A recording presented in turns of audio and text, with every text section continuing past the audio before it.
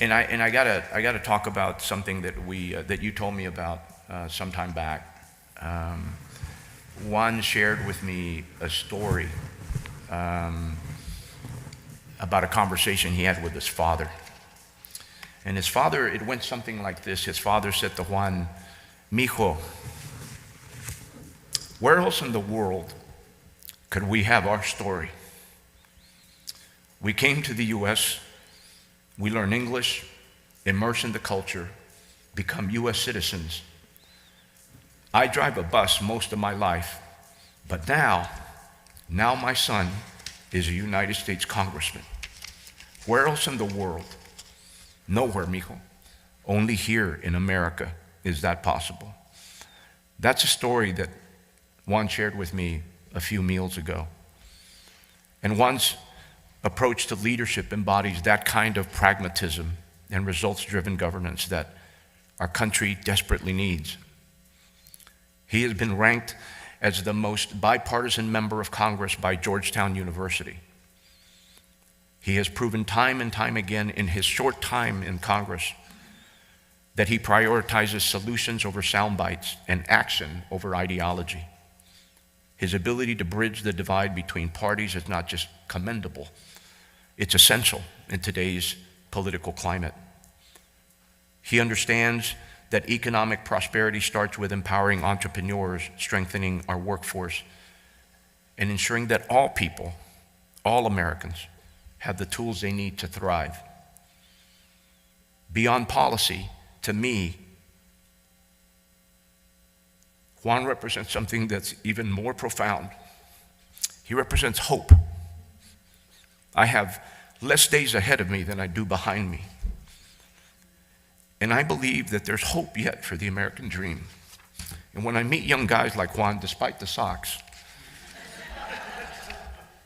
I'm reminded that there is a new generation of leaders that can rise above the noise and deliver results for all of us. It's that hope that bipartisanship is not a relic of the past.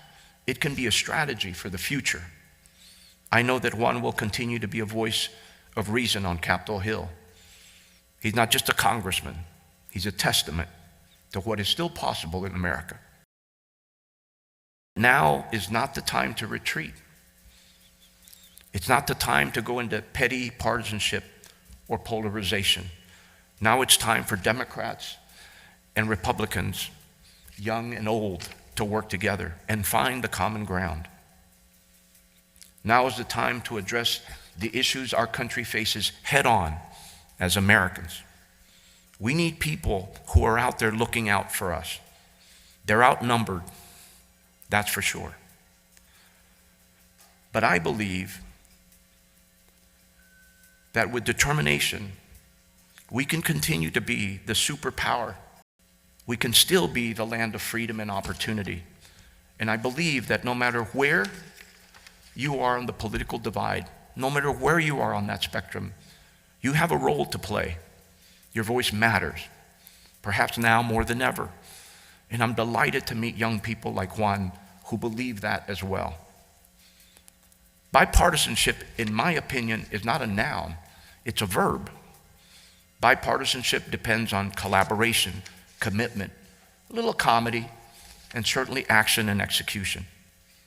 And an understanding that no matter our differences, the one thing we do have in common is that our children will inherit the future that we are creating today.